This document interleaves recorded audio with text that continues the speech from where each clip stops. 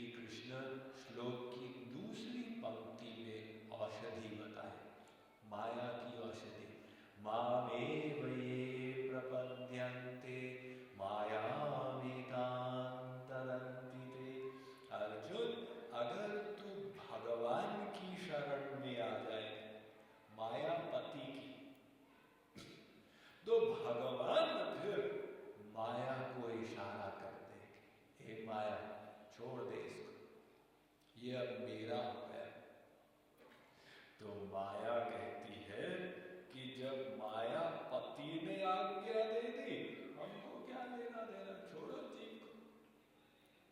यानी माया से पार अपने साधन से नहीं जाएंगे, भगवान की कृपा से जाएंगे। तो गीता में श्री कृष्ण कहे हैं, मत प्रसादाद वाप्नोति शाश्वतम पदमव्ययम्।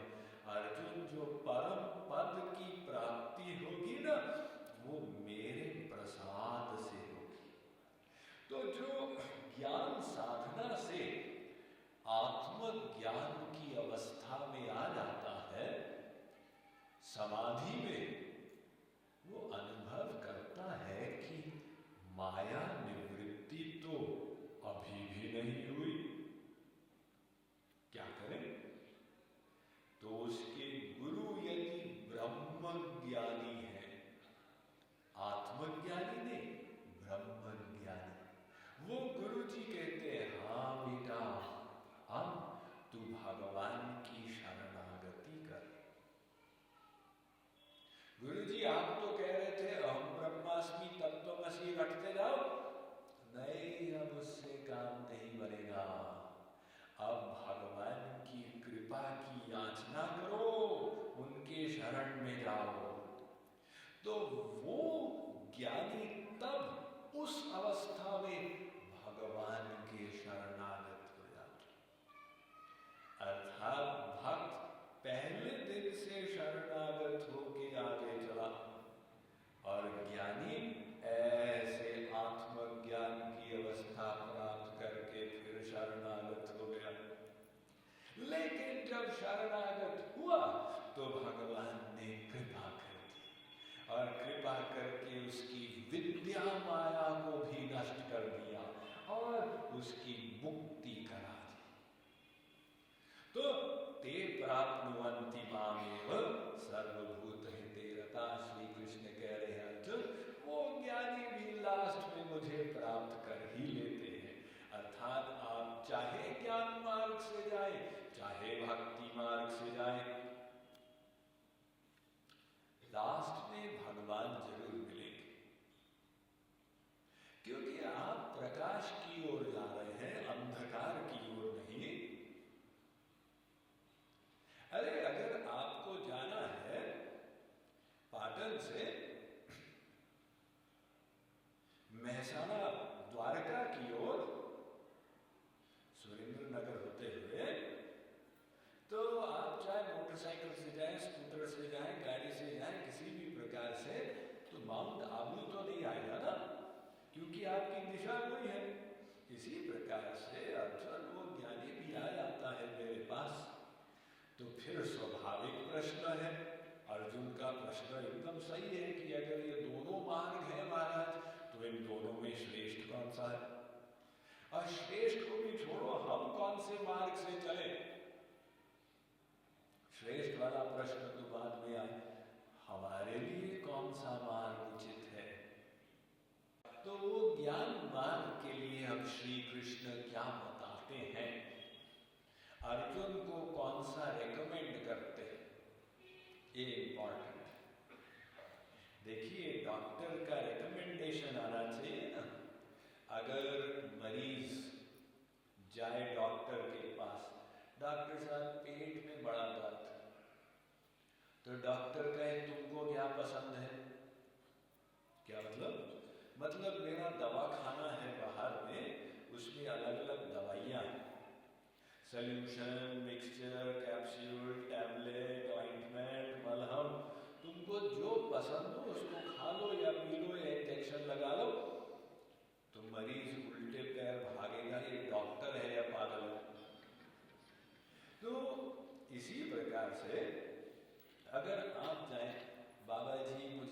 शिष्य बना लो। तो बाबा जी कहे तुमको क्या पसंद? क्या मतलब कर्म मार्ग पसंद है कि ज्ञान मार्ग की भक्ति मार्ग? जैसा पसंद होगा वैसा हम तुमको मंत्र फूक देंगे। तो शिष्य कहेगा भी ये विचित्र बात, हम किस चीज के अधिकारी हैं, हमारे लिए क्या उचित है? गुरु जी आप ये बताइए ना, स्पिरिचुअल डॉक्टर है। तो अर्जुन को श्री कृष्ण कह रहे, 5वां श्लोक, क्लेशोधिकतरस्तेषाम्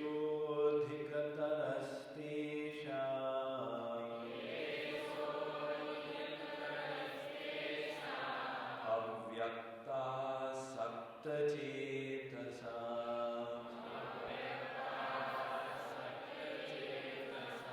अव्यक्ता हि गतिर्दुःखम्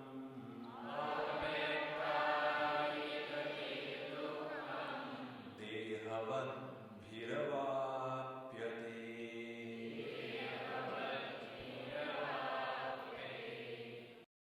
तो श्री कृष्ण कहते हैं कि अर्जुन, ये जो ज्ञान मार्ग है ना, ये कठिन नहीं है, अत्यंत कठिन है। क्लेशोधिकतरस्तेषाम्,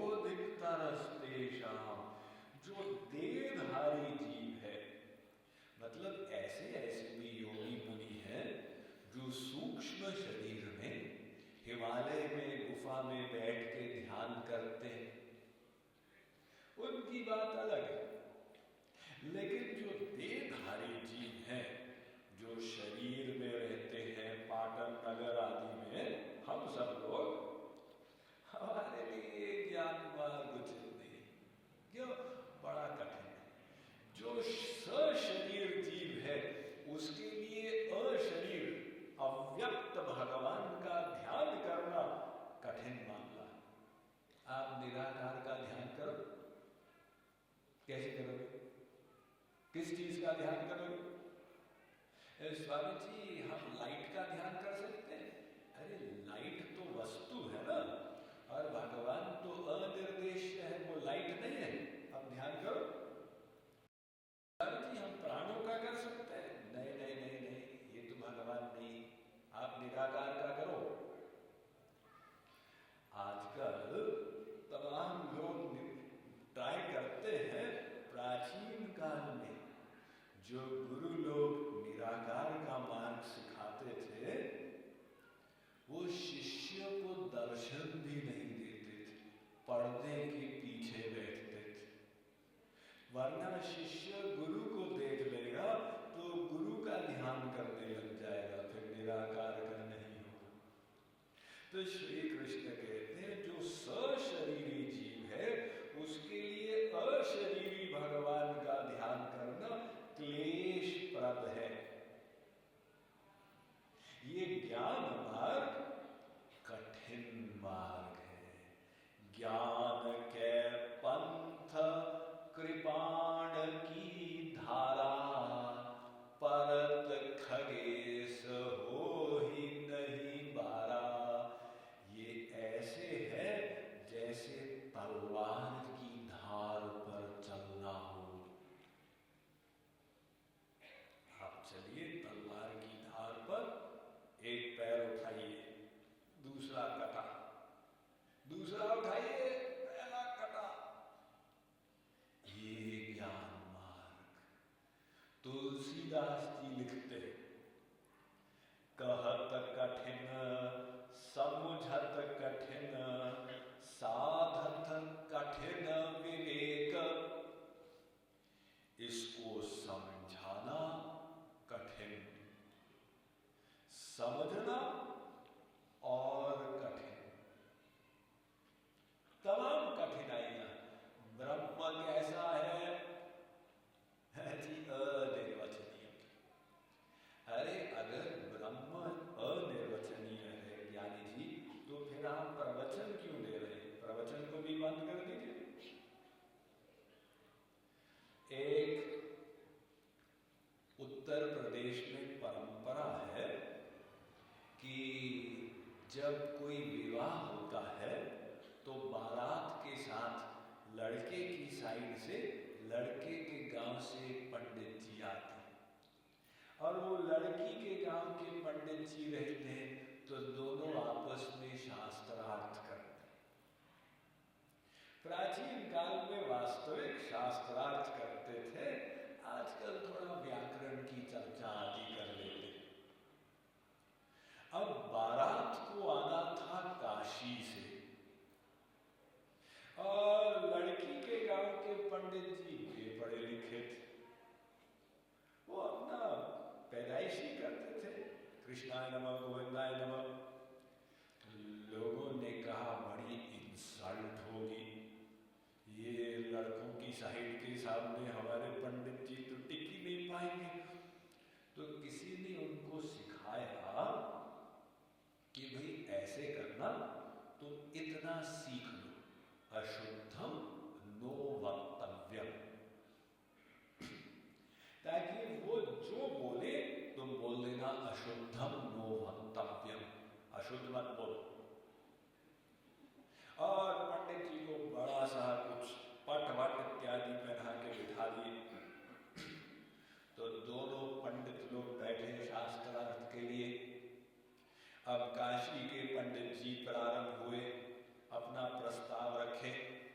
इन्होंने तुरंत उंगली उठा दी, अशुद्धम नो वक्तव्यम। ये घबरा गए, मैंने क्या अशुद्ध बोला? बहुत बड़ा विद्वान लगता, उसने कोई गलती निकाल दी।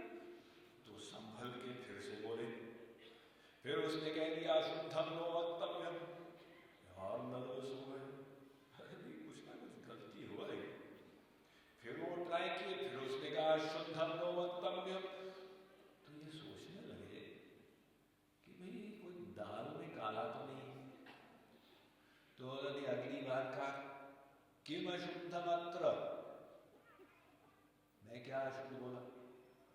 तो उनको संस्कृत आती नहीं थी, समझ में नहीं आया। उन्होंने कहा अशुद्धम नो वक्तव्यम, पोल खुल गई। तो इसी प्रकार से ये ब्रह्म कैसा है, ज्ञानी कहेगा अनिर्वचनीय, बता नहीं सकते। अच्छा, जीव कैसा है, अनिर्वचनीय, बता नहीं सकते। माया कैसी है, अनिर्वचनीय। तो सब कुछ अनिर्वचनीय है, इसको समझाए कैसे, समझे कैसे? इसलिए तुलसीदास जी ने कहा कि भाई कहत कठिन समझत कठिन और साधत कठिन विवेक, साधना करना अत्यंत कठिन। बताया ना भाई निराकार का ध्यान कैसे करो, और उल्टी एक बीमारी लगेगी। क्यों? ये सोचोगे ना मैं ब्रह्म हूं, मैं ब्रह्म हूं, तो अहंकार बढ़ जाएगा और ये अहंकार साधना में और बाधा डालेगा। तो श्री कृष्ण कहते हैं अर्जुन, मैं रेकमेंड नहीं करूंगा देहधारी जीव के लिए अव्यक्त ब्रह्म की आराधना। सीधा सीधा राम राम श्याम श्याम करो, ये बहादुरी दिखाने की क्या आवश्यकता है? मान लो आपको यहां से पाटन रेलवे स्टेशन जाना है, स्कूटर पकड़ के चले जाओ? नहीं है, पैदल चले जाओ? नहीं जी, हम तो सिर के बल जाएंगे। सिर के बल जाओ? हाँ, वो पहुंच जाएगा ना एक दिन। अरे भाई, हो सकता है बीच में हार्ट अटैक हो जाए। जो सरल मार्ग है उसको अपनाओ। इतनी बहादुरी क्या दिखा दी? अरे भक्ति मार्ग कैसा है? सरल सुखद मार्ग यही भाई, भक्ति मोरी पुराण श्रुति गाई। ये सरल सुखद मार्ग भगवान की भक्ति है। तो ज्ञान मार्ग कठिन है और भक्ति मार्ग सरल सुखद मार्ग है। लेकिन इससे भी निर्णय नहीं होता। एक कठिन है तो क्या हो गया? कई लोगों को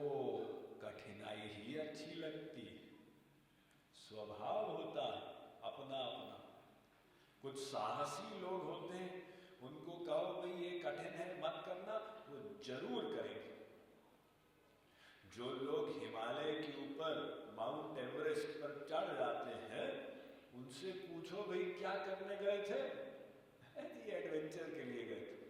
लो 29,000 फीट चढ़ गए एडवेंचर के लिए। तो अपना अपना स्वभाव है। अब कोई कह सकता है भाई ज्ञान मार्ग कठिन है तो क्या हो गया, हमको उसी में मजा आएगा। जैसे मार्केट में ना वही सामान 150 रुपए का है जनरल मर्चेंट की दुकान में, और बड़ी दुकान में वो ज्यादा रैपर के साथ 450 का दे देंगे। तो कुछ लोग कहते हैं भी हमारा स्टेटस नहीं है वहां से, हम यही वाला लेंगे 450 का। तो कोई कह सकता है भी हमारा स्टेटस नहीं है कि हम भक्ति करें, हम केवल ज्ञान से जाएंगे। तो फिर